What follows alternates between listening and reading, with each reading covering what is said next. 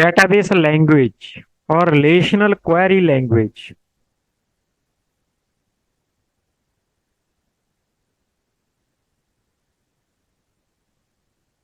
Database language जो database ਦੇ ਵਿੱਚ ਅਸੀਂ ਡਾਟੇ ਨੂੰ ਕੁਐਰੀ ਕਰਨ ਦੇ ਲਈ ਯੂਜ਼ ਕਰਾਂਗੇ, ਇਸੇ ਕਰਕੇ ਇਸ ਨੂੰ ਰਿਲੇਸ਼ਨਲ ਕੁਐਰੀ ਲੈਂਗੁਏਜ ਵੀ ਅਸੀਂ ਕਹਿ ਸਕਦੇ ਹਾਂ।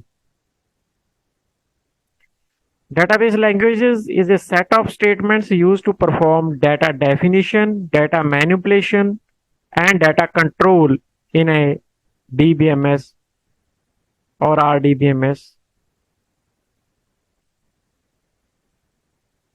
ਤਿੰਨ ਪਾਰਟ ਨੇ ਇਸ ਲੈਂਗੁਏਜ ਦੇ: DDL data definition language, DML data manipulation language and DCL data control language. DDL structure ਤਿਆਰ ਕਰਦੀ ਹੈ, DML ਰਿਕਾਰਡ ਐਡ ਕਰਦੀ ਹੈ, DCL ਉਹਦੇ ਤੇ ਸਿਕਿਉਰਿਟੀ ਅਪਲਾਈ ਕਰਦੀ ਹੈ, ਕੰਟਰੋਲ ਕਰਦੀ ਹੈ। ਪਹਿਲਾਂ DDL ਦੇ ਨਾਲ ਸਟਰਕਚਰ ਜਾਂ ਸਕੀਮਾ ਤਿਆਰ ਕੀਤਾ ਜਾਂਦਾ ਹੈ। It is a set of statements used to create, modify or delete relational schema but not data. Data नहीं ऐड ਹੁੰਦਾ, ਸਿਰਫ ਸਕੀਮਾ ਜਾਂ ਸਟਰਕਚਰ ਤਿਆਰ ਕੀਤਾ ਜਾਂਦਾ ਹੈ DDL ਦੀ ਮਦਦ ਨਾਲ। DDL is a set of statements, commands ਕਹਿ ਸਕਦੇ। These statements are normally not used by general user. ਇਹ DBA use ਕਰੇਗਾ who should be accessing the database via an application. Normal user ਸਿਰਫ ਐਪਲੀਕੇਸ਼ਨ ਦੇ through data access ਕਰਦਾ ਹੈ, ਉਹ ਇਸ ਲੈਂਗੁਏਜ ਨੂੰ ਯੂਜ਼ ਨਹੀਂ ਕਰਦਾ। ਇਹਨੂੰ ਕੌਣ ਯੂਜ਼ ਕਰੇਗਾ? ਥੀਜ਼ ਆਰ ਨਾਰਮਲੀ ਡਾਟਾਬੇਸ ਐਡਮਿਨਿਸਟ੍ਰੇਟਰਸ, ਜਿਹੜੇ ਇਹਨੂੰ ਯੂਜ਼ ਕਰਦੇ ਨੇ DDL ਨੂੰ, ਕਿਉਂਕਿ ਸਟਰਕਚਰ ਜਾਂ ਸਕੀਮਾ ਬਣਾਉਣਾ ਡਾਟਾਬੇਸ ਐਡਮਿਨਿਸਟ੍ਰੇਟਰ ਦਾ ਕੰਮ ਹੁੰਦਾ। ਦੂਸਰੀਆਂ ਨੇ DML ਸਟੇਟਮੈਂਟਸ, ਜਿਹੜੀਆਂ ਅਸੀਂ ਪ੍ਰੋਗਰਾਮਰ ਦੇ ਤੌਰ ਤੇ ਪ੍ਰੋਗਰਾਮਰ ਯੂਜ਼ ਕਰਦਾ ਡਾਟਾ ਇਨਸਰਟ ਕਰਨ ਦੇ ਲਈ, ਜਾਂ ਅਸੀਂ ਜਨਰਲ ਯੂਜ਼ਰ ਲੈਵਲ ਦੀਆਂ ਕਹਿ ਸਕਦੇ ਹਾਂ, ਕਿਉਂਕਿ ਉਹ ਵੀ ਐਪਲੀਕੇਸ਼ਨ ਪ੍ਰੋਗਰਾਮ ਦੇ ਥਰੂ ਇਹਨਾਂ ਸਟੇਟਮੈਂਟਸ ਨੂੰ ਹੀ ਐਗਜ਼ੀਕਿਊਟ ਕਰਦੇ ਨੇ। It is a set of statements use to insert, delete ਔਰ update data in the database.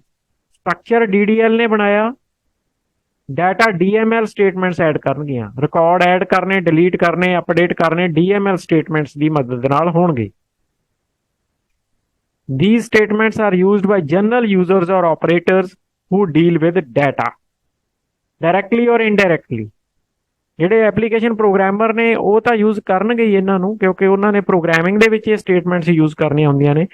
ਅਸੀਂ ਜਨਰਲ ਯੂਜ਼ਰ ਤਾਂ ਕਹਿ ਰਹੇ ਹਾਂ ਜਾਂ ਆਪਰੇਟਰਸ ਨੂੰ ਤਾਂ ਇਨਕਲੂਡ ਕਰ ਲਿਆ, ਕਿਉਂਕਿ ਐਪਲੀਕੇਸ਼ਨ ਲੈਵਲ 'ਚ ਵੀ ਜਦੋਂ ਅਸੀਂ ਬਟਨ ਕੋਈ ਪ੍ਰੈਸ ਕਰਦੇ ਹਾਂ ਤਾਂ ਬੈਕ ਐਂਡ ਦੇ ਉੱਤੇ DML ਸਟੇਟਮੈਂਟ ਹੀ ਚੱਲਦੀ ਹੈ, ਕਿਉਂਕਿ ਰਿਕਾਰਡ ਹੀ ਐਡ ਕਰਨੇ ਹੁੰਦੇ ਨੇ ਉਹਨਾਂ ਨੇ, ਜਾਂ ਡਿਲੀਟ ਕਰਨੇ ਹੁੰਦੇ ਨੇ, ਜਾਂ ਅਪਡੇਟ ਕਰਨੇ ਹੁੰਦੇ ਨੇ।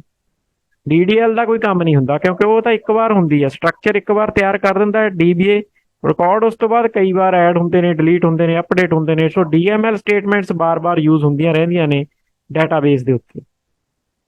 ਤੀਸਰੀਆਂ ਨੇ DCL, ਇਹ ਵੀ DBA ਯੂਜ਼ ਕਰੇਗਾ, ਕਿਉਂਕਿ ਉਹਨੇ ਕੰਟਰੋਲ ਕਰਨਾ ਹੁੰਦਾ ਡਾਟਾ ਨੂੰ। ਡਾਟਾਬੇਸ ਐਡਮਿਨਿਸਟ੍ਰੇਟਰ ਇਸ ਲੈਂਗੁਏਜ ਦੀਆਂ ਕਮਾਂਡ ਜਾਂ ਸੈਟਸ ਨੂੰ ਯੂਜ਼ ਕਰੇਗਾ, ਸੈਟ ਆਫ ਸਟੇਟਮੈਂਟਸ ਨੂੰ ਯੂਜ਼ ਕਰੇਗਾ, ਕਿਹੜਾ ਯੂਜ਼ਰ ਬਣਾਉਣੇ ਨੇ, ਉਹਨਾਂ ਨੂੰ ਕਿਹੜੀਆਂ ਪਰਮਿਸ਼ਨਸ ਦੇਣੀਆਂ ਨੇ, ਵਗੈਰਾ ਵਗੈਰਾ। It is a set of statements that control access to the data and database. Restrictions are applied that whether a user is allowed to perform a particular task or not. Users ਨੂੰ access allowed ਹੈ, ਨਹੀਂ ਹੈ, ਕੱਲਾ read allow ਕਰਨਾ ਹੈ ਜਾਂ modify ਵੀ allow ਕਰਨਾ ਹੈ, ਸਾਰਾ ਕੁਝ DCL 'ਚ ਆ ਜਾਂਦਾ। These statements are generally used by database administrators who deal with and responsible for the security of the database. ਕਿਉਂਕਿ ਇਹ ਸਿਕਿਉਰਿਟੀ ਪ੍ਰੋਵਾਈਡ ਕਰਨ ਵਾਲੀਆਂ ਸਟੇਟਮੈਂਟਸ ਨੇ, ਸੋ ਇਹ ਡਾਟਾਬੇਸ ਐਡਮਿਨਿਸਟ੍ਰੇਟਰ ਹੀ ਯੂਜ਼ ਕਰੇਗਾ।